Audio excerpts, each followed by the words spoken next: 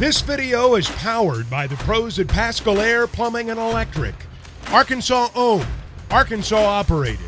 GoPascal.com. Let's welcome in Tom Murphy via the McCarty-Daniel hotline, get his thoughts on this conversation. Tom, I know, again, you've been at football. Baseball is back in action tonight, which we'll be at Baum Walker Stadium for. But the story of the last 48 hours or so has been on John Calipari, and I know it's been hard to kind of keep up with everything. What are your impressions of Cal covering him the last 15 years or so?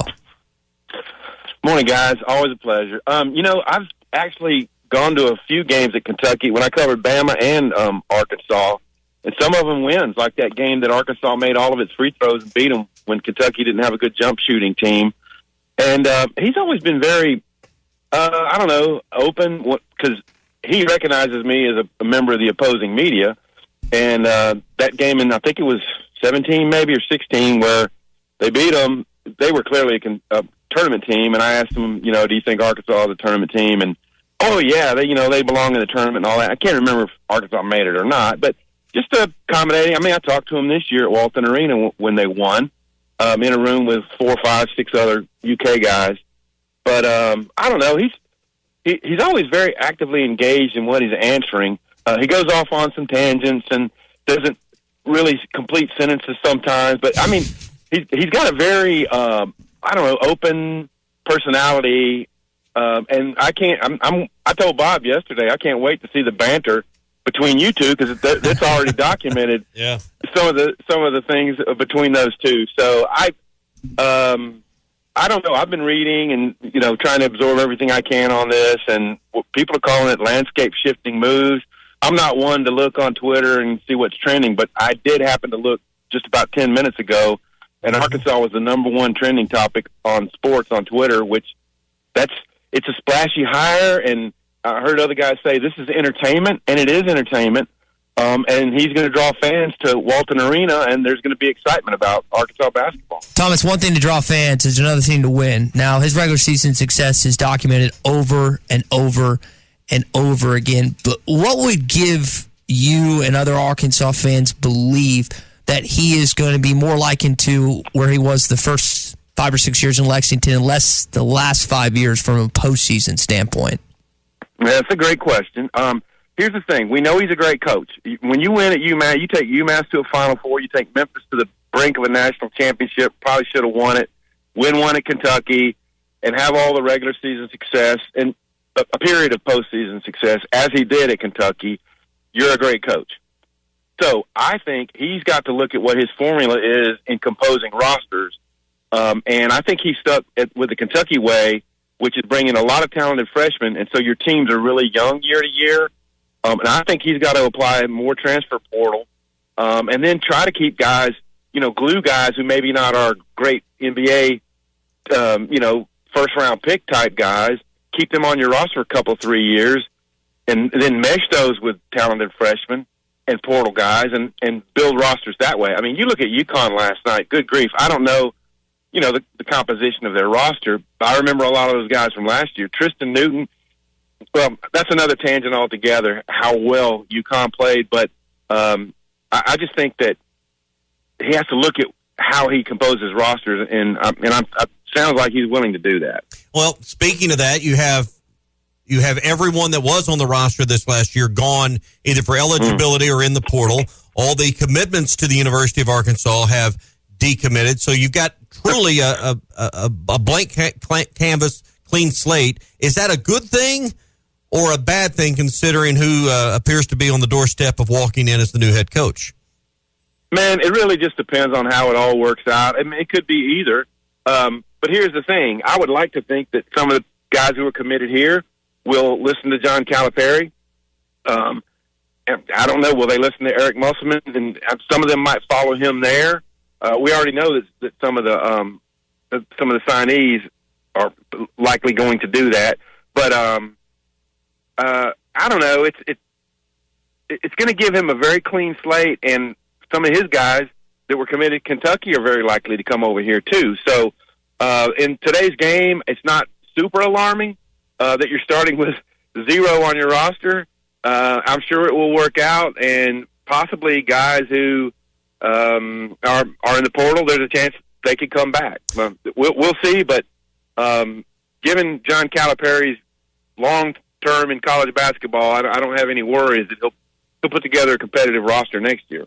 Tom Murphy with us on the McClarty-Daniel hotline. I don't think we've ever seen a clearer or cleaner example of a donor or a mega booster getting involved in a coaching search at Arkansas the way this one has went down.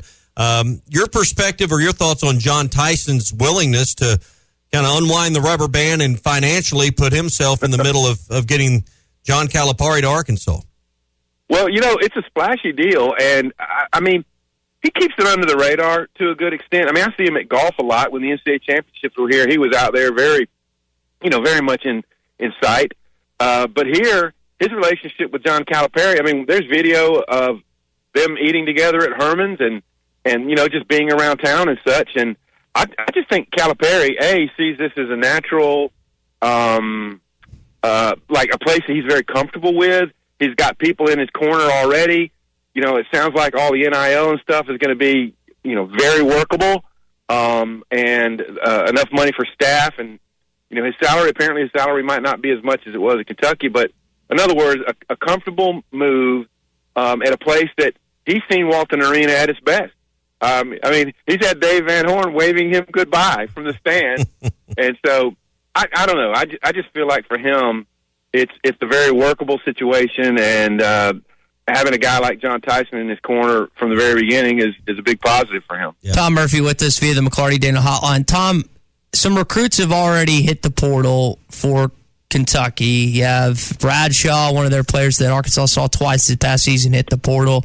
You think those 6 top 75 recruits were going to play for Kentucky or for Cal? Well, that's a great question, and I don't know the interior motives of these guys. And obviously, the dollar sign and NIL plays into all this as well.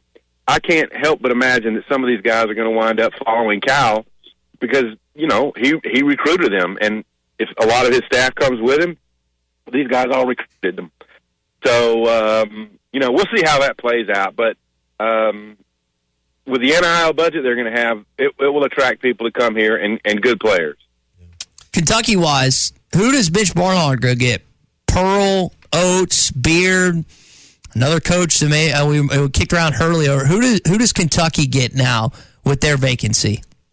Yeah, that's a great question because then, the Arkansas thing will still be hot, but when this hire is made,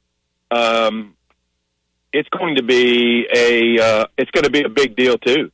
And I mean, we're talking about who knows what the salary will be. Could be the biggest in the country, and they're going to go after some of the biggest names. Now, when you walk into Kentucky, it's a different beast. It is 24/7 spotlight, and some coaches aren't built for that.